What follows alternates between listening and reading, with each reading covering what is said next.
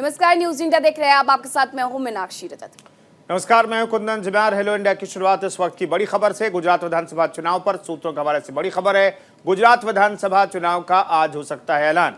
नवंबर के आखिरी या दिसंबर के पहले हफ्ते में चुनाव कराए जा सकते हैं, सूत्र बता रहे हैं। इस वक्त की बड़ी खबर आपको बता रहे हैं, 8 दिसंबर को वोटों की गिनती होगी। वहीं 2 चरणों में गुजरात चुनाव हो सकते हैं। सूत्रों के हवाले से ये बड़ी खबर गुजरात चुनावों से जुड़ी हुई आपको बता रहे हैं, जहां गुजरात विधानसभा चुनाव का आज ऐलान हो सकता है। सूत्रों से मिली जानकारी के मुताबिक चुनाव आयोग आज गुजरात विधानसभा चुनाव की तारीखों का ऐलान कर सकता है। इसके लिए चुनाव आयोग ने पूरी तैयारी कर ली है। दिसंबर के पहले हफ्ते में मतदान की गणना भी हो सकती है और वोटों की गिनती 8 दिसंबर को यानी कि हो सकती है, क्योंकि हिमाचल चुनाव के नतीजों की तारीख भी 8 दिसंबर की ही है। जानकारी के मुताबिक साल 2017 की तरह गुजरात में चुनाव 2 चरणों में ही हो सकते हैं।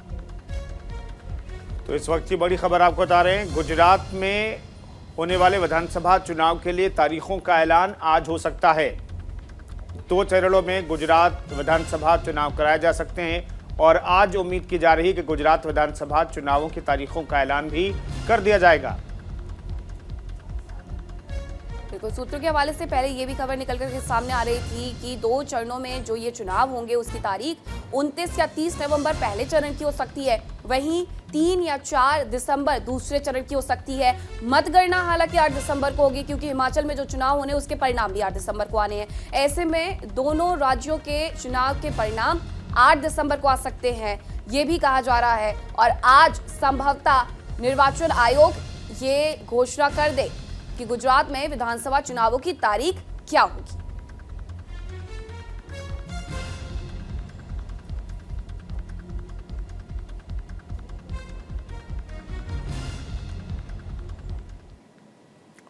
एक और बड़ी खबर आपको बताते हैं, गांधीनगर में आज बीजेपी की अहम बैठक होने वाली है। गुजरात चुनाव को लेकर ये बीजेपी की अहम बैठक है।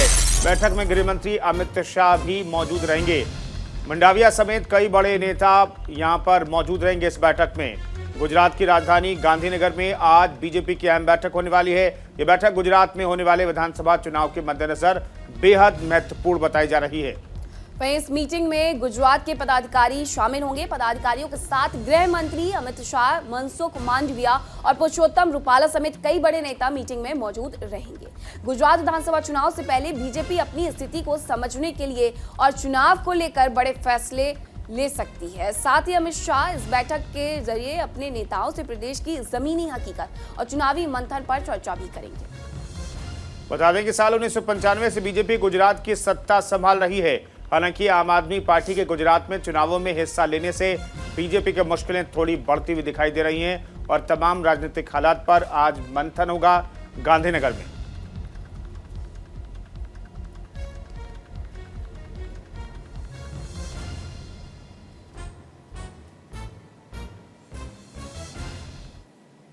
वहीं सतर्कता जागरूकता सप्ताह पर कार्यक्रम का आयोजन आज। कार्यक्रम को संबोधित करेंगे प्रधानमंत्री नरेंद्र मोदी। दिल्ली के विज्ञान भवन में कार्यक्रम का आयोजन किया जा रहा है। सीवीसी के शिकायत पोर्टल का भी यहाँ शुभारंभ किया जाएगा। दिल्ली के विज्ञान भवन में सतर्कता जागरूकता सप्ताह के मौके पर एक कार्यक्रम का आयोजन होने जा रहा है। इस कार्यक्रम को प्रधानमंत्री नरेंद्र मोदी संबोधित करेंगे। इस मौके पर प्रधानमंत्री सीवीसी के नए शिकायत प्रबंधन प्रणाली पोर्टल का शुभारंभ करेंगे। पोर्टल की परिकल्पना नागरिकों की उनकी शिकायतों की स्थिति के बारे में नियमित अपडेट के माध्यम से शुरू से अंत तक जानकारी देने के लिए की गई है। प्रधानमंत्री नैतिकता और अच्छे व्यवहार पर सचित्र पुस्तिकाओं की एक श्रृंखला का लोकार्पण भी करेंगे, जो निवारक सतर्कता के बारे में श्रेष्ठ प्रथाओं का संकलन है। इसके अलावा सार्वजनिक खरीदारी पर विजयवाड़ी का विशेष अंक भी जारी करेंगे। केंद्रीय सतर्कता आयोग हर साल सतर्कता जागरूकता सप्ताह आयोजित करता है। इस साल ये 31 अक्टूबर से 6 नवंबर तक एक विकसित राष्ट्र के लिए भ्रष्टाचार मुक्त भारत विषय के साथ मनाया जा रहा है। प्रधानमंत्री सतर्कता जागरूकता सप्ताह के विषय पर सीवीसी के जरिए आयोजित एक राष्ट्रव्यापी निबंध प्रतियोगिता के दौरान सर्वश्रेष्ठ निबंध लिखने वाले 5 छात्रों को पुरस्कार भी देंगे।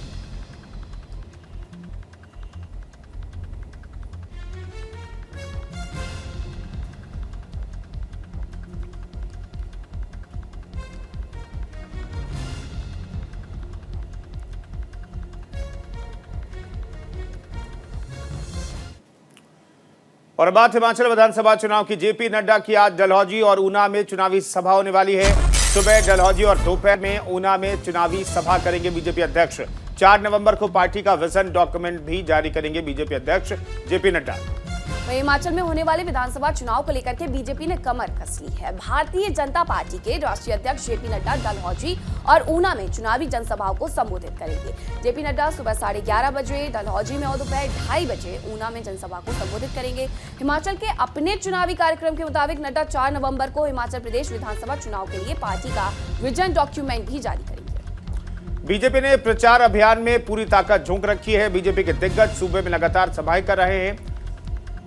बुधवार को भी कई बीजेपी के दिग्गजों ने रैलियां की, चुनावी सभाएं की। बुधवार को बीजेपी अध्यक्ष जेपी नड्डा और केंद्रीय गृह मंत्री अमित शाह ने कई जनसभाओं को संबोधित किया।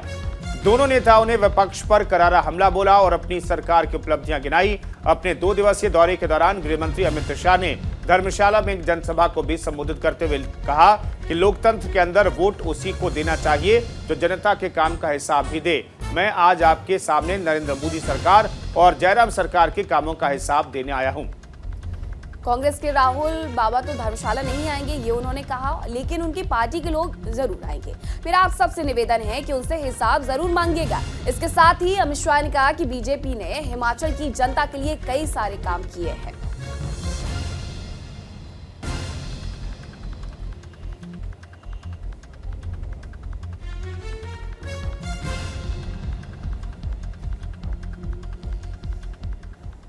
एक और बड़ी खबर आपको बताते हैं, आज सोलन में अरविंद केजरीवाल का रोड शो। आप उम्मीदवार के लिए चुनाव प्रचार करेंगे। सिसोदिया और भगवंत मान भी चुनावी सभा को संबोधित करेंगे। आम आदमी पार्टी के मुखिया और दिल्ली के सीएम अरविंद केजरीवाल आज हिमाचल प्रदेश के सोलन में रोड शो करेंगे। आम आदमी पार्टी के प्रदेश अध्यक्ष सुरजीत ठाकुर ने पत्रकार वार्ता को संबोधित करते हुए कहा है कि सोलन में रोड शो 11 बजे बाईपास से शुरू होकर ओल्ड बस स्टैंड तक जाएगा। तो ये ऐतिहासिक रोड शो होने का दावा किया जा रहा है आम आदमी पार्टी की तरफ से, जिसमें हिमाचल की सत्ता बदलने का आगाज होगा। सुरजीत ठाकुर ने कहा कि यह उन लोगों को एक जवाब है जो कह रहे थे कि आम आदमी पार्टी के बड़े नेता हिमाचल छोड़ गुजरात चले गए हैं। अब हिमाचल में आम आदमी पार्टी के संयोजक केजरीवाल आ रहे हैं। इसके बाद मनीष सिसोदिया और पंजाब के मुख्यमंत्री भगवंत मान भी हिमाचल का दौरा करेंगे और हिमाचल में रोड शो करेंगे। आप प्रदेश अध्यक्ष ने कहा कि आज हिमाचल में जनता के बीच का आम आदमी चुनाव लड़ रहा है। आपके 90% उम्मीदवार ऐसे हैं जिनके पास पैसे नहीं हैं, लेकिन प्रदेश में ईमानदार सरकार बनाने के लिए प्रतिबद्ध ये लोग गांव-गांव जाकर प्रचार में भाग ले रहे हैं और बेहतर हिमाचल के लिए आपकी नीतियों को जन जन तक पहुंचा रहे हैं। सुरजीत ठाकुर ने कहा, कांग्रेस और बीजेपी के नेता आम आदमी पार्टी को हिमाचल में आने से रोकना चाहते हैं, जिसके लिए लगातार षड्यंत्र रचे जा रहे हैं। लेकिन प्रदेश की जनता आम आदमी पार्टी को खुलकर समर्थन दे रही है, ये उन्होंने यहां पर दावा किया है। तो इस तरीके से अब आम आदमी पार्टी हिमाचल के चुनावी रण में उतर करके एक बार फिर से चुनावी प्रचार प्रसार में जुटने वाली है। अरविंद केजरीवाल ने साफ तौर पर कहा है कि जो नेता ये कह रहे हैं विपक्ष के कि हम हिमाचल छोड़ करके गुजरात चले गए हैं, तो उनके लिए ये जवाब है। आज हिमाचल में चुनावी जनसभा भी करेंगे। सोलन में अरविंद केजरीवाल का रोड शो है।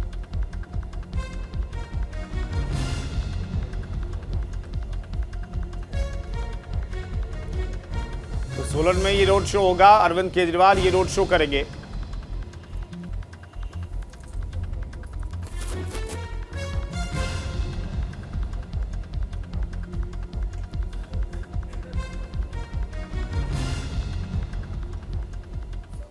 और एक बड़ी खबर झारखंड से जुड़ी हुई है। सीएम हेमंत सोरेन पर ईडी का शिकंजा कसता हुआ दिखाई दे रहा है।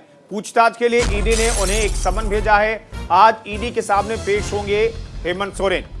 राज्य के ईडी ऑफिस में उनसे पूछताछ होगी। अवैध खनन मामले में ये पूछताछ होनी है। करीब 1000 करोड़ के अवैध खनन मामले में मनी लॉन्ड्रिंग के तहत अनुसंधान कर रही ईडी ने सीएम हेमंत सोरेन को समन जारी कर दिया है और आज उन्हें पेश होना है। ईडी ने समन जारी कर उन्हें अपने रांची वाले ऑफिस पर पूछताछ के लिए बुला लिया है।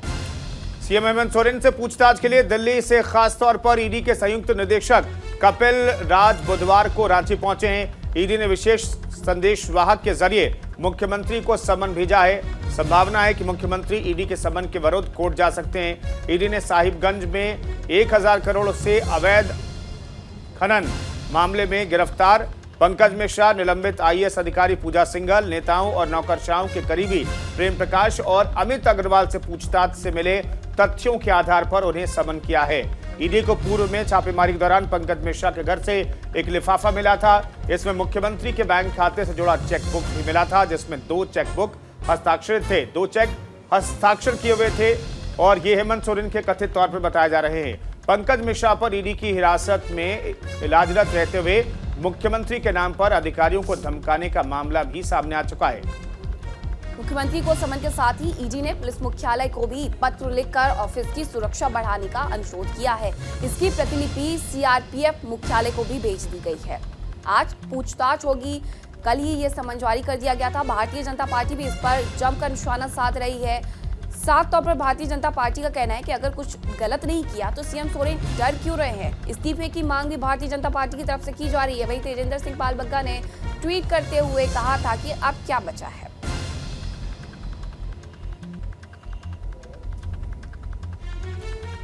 निशिकांत दुबे भी इस पूरे मामले में सीधे हेमंत सोरेन पर निशाना साध रहे हैं। निशिकांत दुबे बीजेपी के सांसद हैं। उन्होंने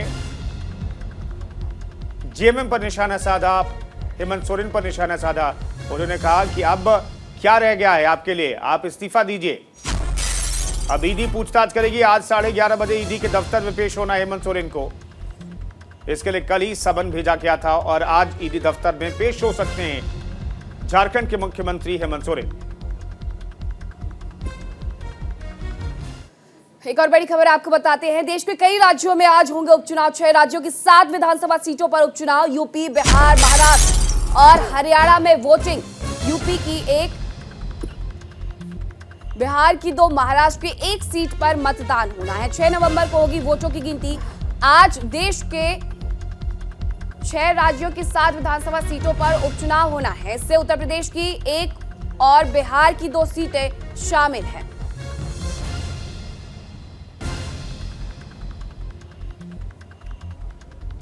तो आज 6 राज्यों की 7 विधानसभा सीटों के लिए उपचुनाव कराए जाएंगे।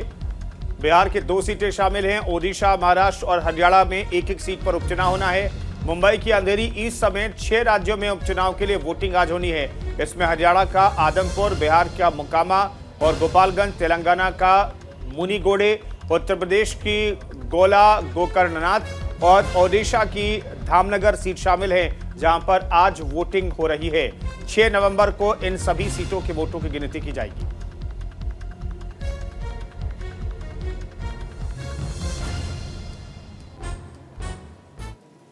और हेलो इंडिया में वक्त है एक और बड़ी खबर का। पायलट ने सीएम गहलोत पर फिर निशाना साधा है। यहां पर पीएम मोदी द्वारा गहलोत की तारीफ पर पायलट का तंज भी सामने आया है। बगावत वालों पर एक्शन हो, ये भी सचिन पायलट ने कहा है। पायलट के बयान पर वहीं सीएम अशोक गहलोत ने नसीहत दी है। पायलट को नहीं करनी चाहिए ऐसी बयानबाजी, ये कह रहे अशोक गहलोत। कांग्रेस ने भी किया गहलोत का सपोर्ट। गहलोत ने मोदी को आईना दिखाए, कांग्रेस ये मान रही है, लेकिन सचिन पायलट को इससे इतर लग रहा है। राजस्थान के पूर्व डिप्टी सीएम सचिन पायलट ने मुख्यमंत्री अशोक गहलोत पर फिर निशाना साधा है। पीएम मोदी ने कल गहलोत की तारीफ की थी। उस पर तंज कसते हुए पायलट ने यहां तक कह दिया था कि मोदी ने गुलाम नबी आजाद की भी इसी तरह तारीफ की थी। बाद में क्या हुआ सब जानते हैं। पायलट ने कहा कि बगावत वालों पर एक्शन हो। वहीं पायलट के बयान पर प्रतिक्रिया देते हुए गहलोत ने नसीहत देते हुए कहा कि उन्हें इस तरह की बयानबाजी नहीं करनी चाहिए।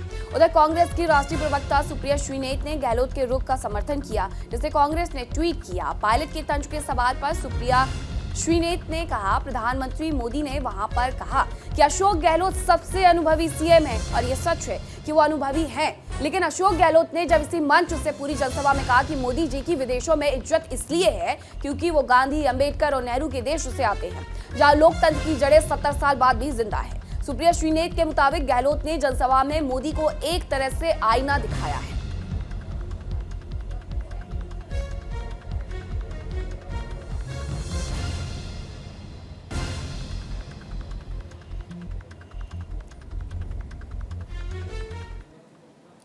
तो एक बड़ी खबर आपको बताते हैं। सीएम मनोहर लाल खट्टर ने पंजाब के मुख्यमंत्री भगवंत मान पर निशाना साधा, करारा जवाब दिया है। हर चीज पर राजनीति ढूंढते हैं पंजाब के मुख्यमंत्री, ये हरियाणा के मुख्यमंत्री ने कहा है। हमें किसानों के हित में करने होंगे काम, मनोहर लाल खट्टर ने यह बात कही है। केंद्र और अन्य राज्यों को गाली देना बंद करे मान, ये उन्होंने कहा है। वहीं हरियाणा में कम, पंजाब में बढ़े पराली के केस, ये भी उन्होंने आरोप लगाए हैं। साथ ही किसानों को पराली के निपटान के लिए सब्सिडी, पराली जलाने के मुद्दे पर हरियाणा और पंजाब फिर आमने सामने हैं। बरसों पुराने इस मुद्दे पर हरियाणा के सीएम मनोहर लाल खट्टर ने पंजाब के सीएम भगवंत मान को करारा जवाब दिया है। सीएम मनोहर लाल ने कहा है कि पंजाब के सीएम भगवंत मान हर चीज में राजनीति ढूंढते हैं, जबकि हमें ये सब छोड़कर एक साथ मिलकर किसानों के हित में काम करनी होगी। सीएम मनोहर लाल खट्टर ने पिछले साल के मुकाबले इस साल हरियाणा में पराली के केस कम होने का दावा करते हुए भगवंत मान अपने एजेंडे के लिए केंद्र और दूसरे राज्यों को गाली देना बंद करें, ऐसा कहा है। सीएम खट्टर ने कहा है कि हरियाणा में इस साल पराली के 25% केस कम होकर केवल 2249 रह गए हैं, जबकि पंजाब में केस 20% बढ़कर 21,500 हो गए हैं। सीएम मनोहर लाल ने दावा किया है कि हरियाणा सरकार किसानों को पराली निपटाने के लिए 50%, जबकि गौशाला और अन्य उद्योगों को 500 रुपए टन सब्सिडी देती है। उन्होंने बताया कि किसानों को पराली निपटाने के लिए 72,000 यंत्र दिए गए हैं। इस साल 7500 और यंत्र देकर यह आंकड़ा 80,000 तक पहुंच जाएगा। दरअसल पराली जलने की वजह से दिल्ली एनसीआर की हवा बेहद जहरीली हो गई है। यहां पर AQI 400 के आसपास पहुंच गया है। इन सब के बीच पंजाब और हरियाणा के मुख्यमंत्री आमने सामने एक दूसरे के खिलाफ बयानबाजी लगातार जारी है।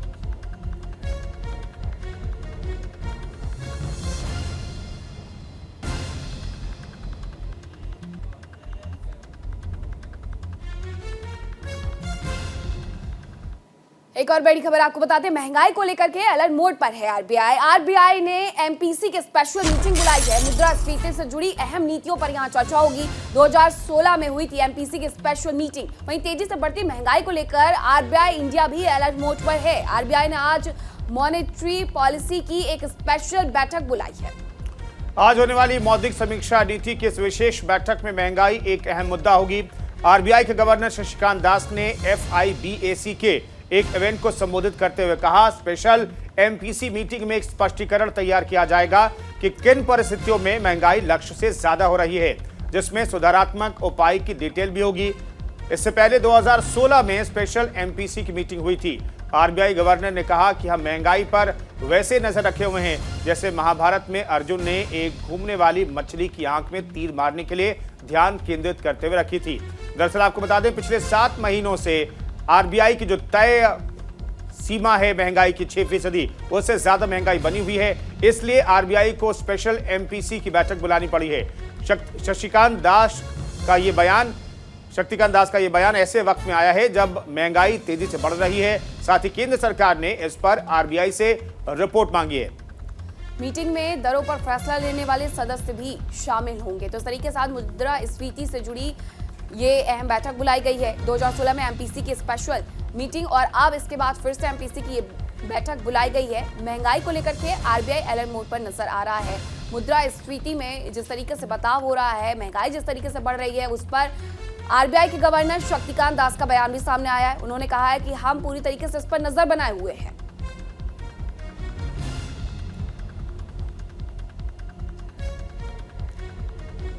तो स्पेशल एमपीसी की बैठक आज होने वाली है। आरबीआई की ये बैठक और इस बैठक में महंगाई को कम करने की रणनीति पर चर्चा की जाएगी और बड़े फैसले लिए जा सकते हैं।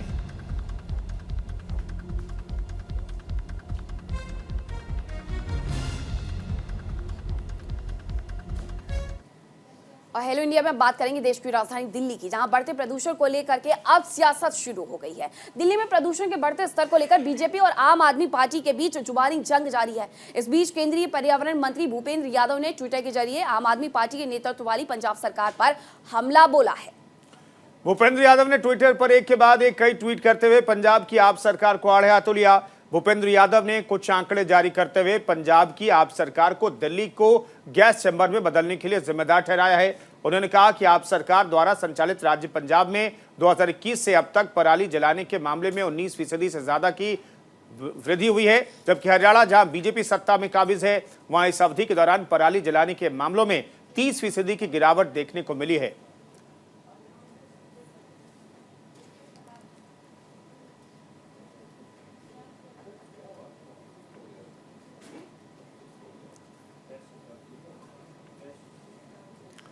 पश्चिम बंगाल की मुख्यमंत्री ममता बनर्जी बुधवार को चेन्नई के दौरे पर रहीं। इस दौरान उन्होंने तमिलनाडु के मुख्यमंत्री और द्रमुक अध्यक्ष एम.के. स्टालिन से मुलाकात की। चेन्नई पहुंचने के तुरंत बाद ममता दीदी स्टालिन से उनके कैंप ऑफिस में मुलाकात करने पहुंची। मुलाकात के बाद मीडिया से मुखातिब हुई ममता बनर्जी ने कहा कि स्टालिन उनके भाई की तरह हैं। वो एक पारिवारिक समारोह में शामिल होने आई हैं, मगर स्टालिन से मिले बिना नहीं जा सकती थी। दरअसल पश्चिम बंगाल के राज्यपाल एल गणेशन ने उन्हें आज अपने बड़े भाई के जन्मदिन पर आमंत्रित किया, जिसको लेकर के ममता बनर्जी वहां पर पहुंची हुई थी और इस दौरान उन्होंने वहां के मुख्यमंत्री एम.के. स्टालिन से भी मुलाकात की।